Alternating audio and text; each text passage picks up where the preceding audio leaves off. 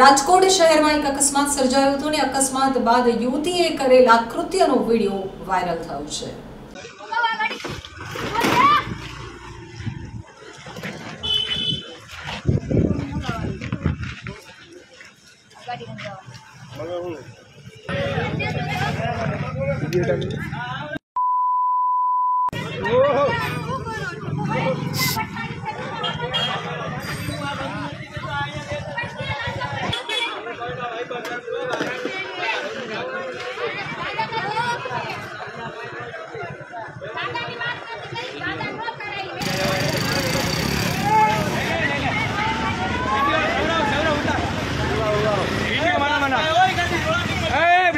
कली ले ले कली आम ले ले कली आम अवतारी